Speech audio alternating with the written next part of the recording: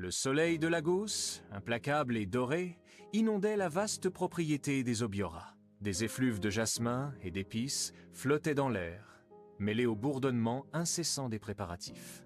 Dans l'une des chambres immenses, drapées de soie et d'étoffes chatoyantes, Shin-Wei se tenait devant un miroir ancien, son reflet capturé dans un cadre d'ébène sculpté. À 20 ans, elle était l'incarnation de la grâce, une métisse aux traits fins, héritage de lignées africaines et européennes entrelacées, éduquée sur les bancs prestigieux de Lagos. Pourtant, malgré l'élégance de la robe de mariée en dentelle qu'elle essayait, une ombre persistait dans ses yeux d'un brun profond. Ce n'était pas l'excitation fébrile des jeunes mariés, mais plutôt une mélancolie discrète, le poids invisible des attentes familiales qui l'écrasaient.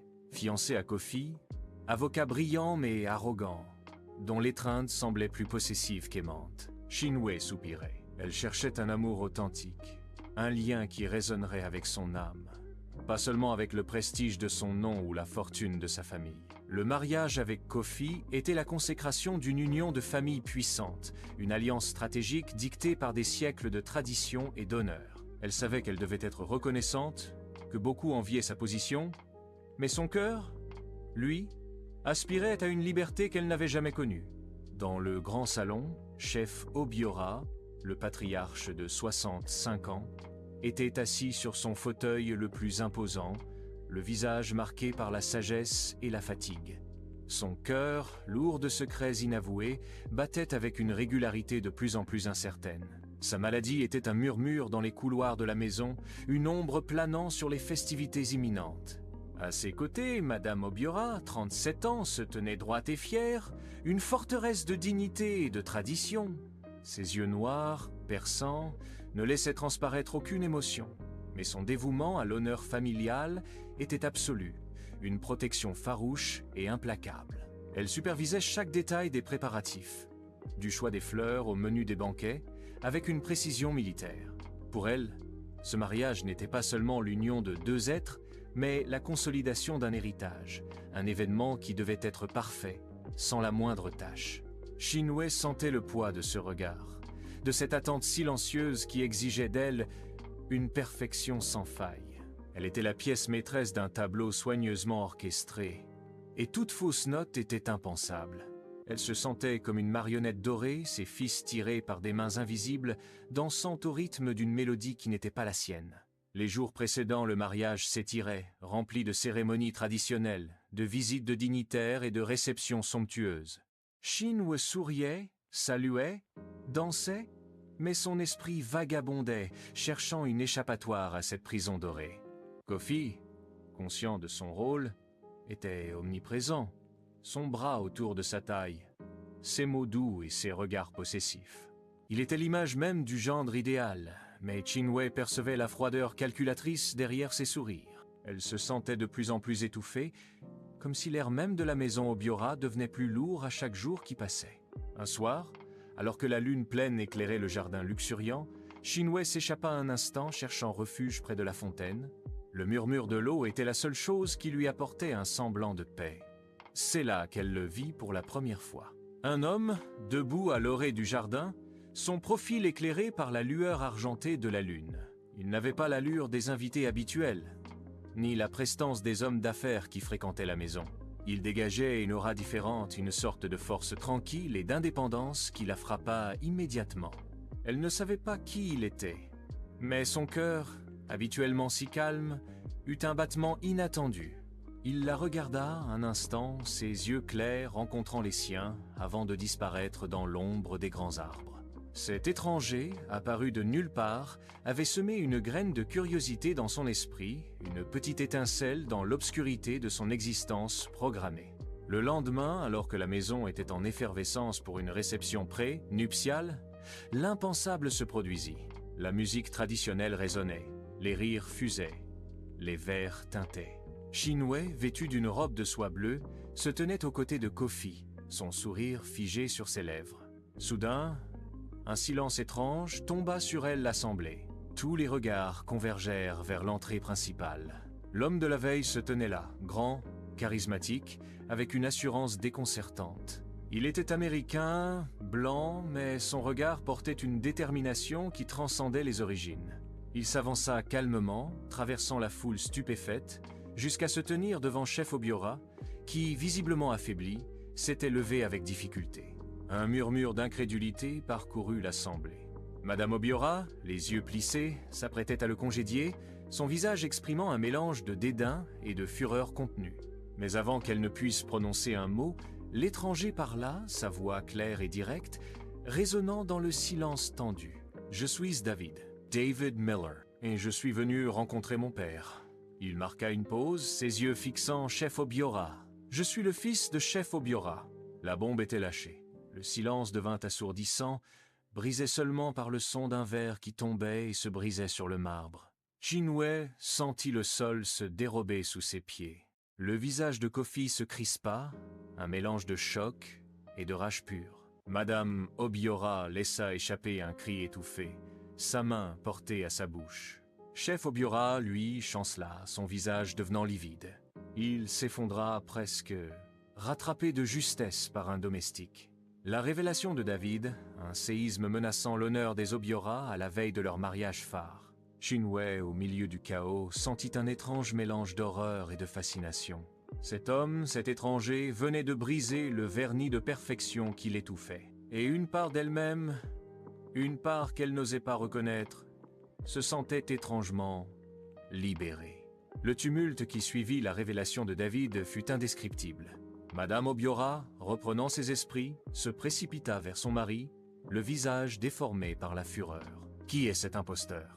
cracha-t-elle, ses yeux lançant des éclairs vers David. Kofi, l'avocat brillant, se positionna immédiatement en protecteur de sa future épouse et de l'honneur familial. « Sortez d'ici, vous n'avez rien à faire ici !» lança-t-il furieux, provoquant murmures et fascination parmi les invités. David, imperturbable, ne bougea pas. Son regard resta fixé sur Chef Obiora, qui, pâle et tremblant, était maintenant soutenu par plusieurs personnes. Le patriarche, visiblement au bord de l'évanouissement, ne pouvait prononcer un mot, sa culpabilité et sa honte se lisant sur son visage. Shin-Wei, observant la scène, sentit une vague de pitié pour Chef Obiora, mais aussi une profonde indignation face à l'hypocrisie de sa famille. Elle avait toujours su que des secrets existaient, mais jamais elle n'aurait imaginé une telle ampleur. Elle regarda David, cet homme qui, par sa simple présence, avait fait voler en éclats des années de façade. Il n'y avait pas de malice dans ses yeux, seulement une quête de vérité, une détermination inébranlable. Elle se sentit étrangement attirée par cette authenticité brute, si différente de la superficialité qui l'entourait. La réception fut brusquement interrompue. Les invités priés de partir, laissant la famille Obiora face à son scandale. Madame Obiora, furieuse, ordonna aux gardes de chasser David. Mais celui-ci refusa de bouger, insistant sur son droit à parler à son père. La tension était palpable, l'air chargé d'une électricité dangereuse. Chef Obiora, après avoir repris un peu de force, murmura d'une voix faible « Laissez-le, laissez-le ». Sa voix était à peine audible, mais son autorité, même diminuée, était respectée. Madame Obiora la regarda, trahie, mais se tut. La nuit tomba sur la maison Obiora, mais le sommeil ne vint pas. La famille se réunit dans le bureau de Chef Obiora, une pièce sombre et imposante, où les décisions importantes étaient prises. David était là, debout, faisant face à la famille réunie, tel un accusateur silencieux. Madame Obiora, assise à côté de son mari, le fixait avec une haine à peine voilée. Kofi, les bras croisés, ne cessait de lancer des regards menaçants à David, son arrogance habituelle se muant en une possessivité agressive. Shin-Wei, assise un peu à l'écart, se sentait déchirée. Elle observait le drame se dérouler, son cœur battant la chamade. Elle voyait la souffrance dans les yeux de David, la douleur d'un homme qui avait cherché son père toute sa vie et qui se retrouvait face à un mur de déni et d'hostilité. Elle se sentait de plus en plus éloignée de Kofi, dont la réaction était purement égoïste, craignant pour sa réputation et son alliance. Elle réalisa que l'amour qu'elle cherchait ne se trouvait certainement pas dans cette union forcée. David commença à raconter son histoire, d'une voix calme mais ferme. Sa mère, une jeune américaine rencontrée par Chef Obiora lors de ses études à l'étranger, une histoire d'amour passionnée mais clandestine qui avait donné naissance à David. Chef Obiora contraint par les obligations familiales et la pression de son propre père, avait abandonné la mère et l'enfant, retournant au Nigeria pour épouser Madame Obiora, une union arrangée. David avait grandi sans père, sa mère lui ayant toujours parlé de cet homme puissant et respecté, mais incapable d'assumer ses responsabilités.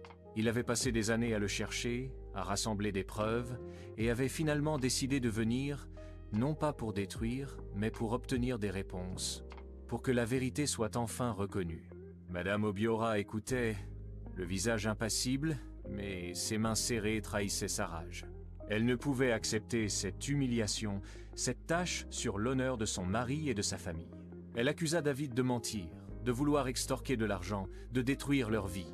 Kofi renchérit, menaçant David de poursuites judiciaires, de diffamation, mais David, avec une dignité inattendue, sortit des documents, des lettres anciennes, des photos jaunies, des certificats de naissance, des tests ADN effectués discrètement.